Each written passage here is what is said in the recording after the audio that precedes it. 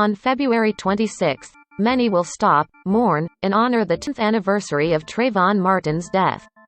The day was a central moment in racial justice organizing, propelling the Black Lives Matter conversation forward into public consciousness.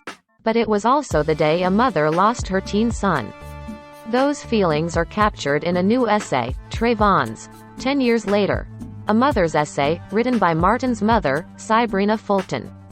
Released on Feb 1, it's a collection of her thoughts on loss, activism, and motherhood, and a concise summary of what's happened since that evening 10 years ago.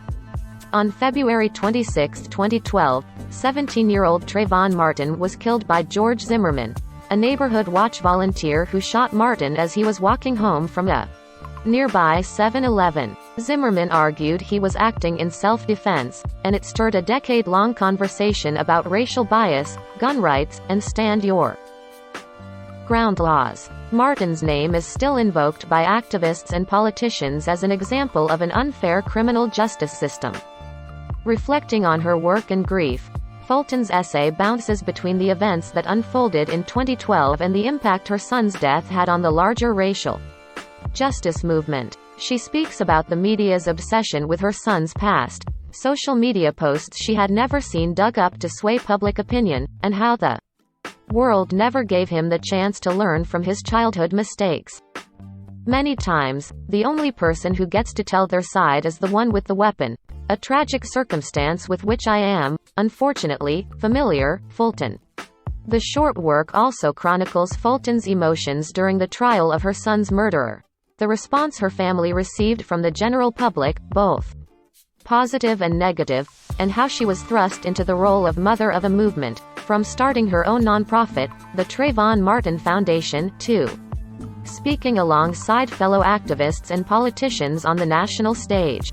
There is a part of me that died along with my son, so I became who I had to become in that moment. I didn't pray to become mother of a movement.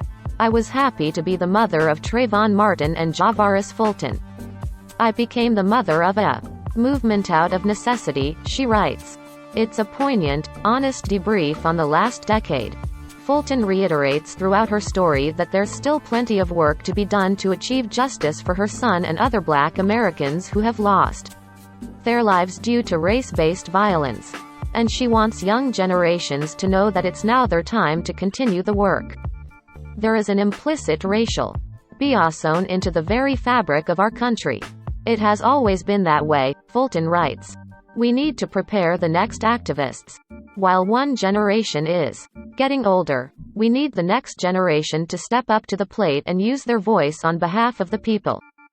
In an interview with Good Morning America on Feb 1, Fulton described the pain she still feels for her son as the country approaches what would have been his 27th year of life.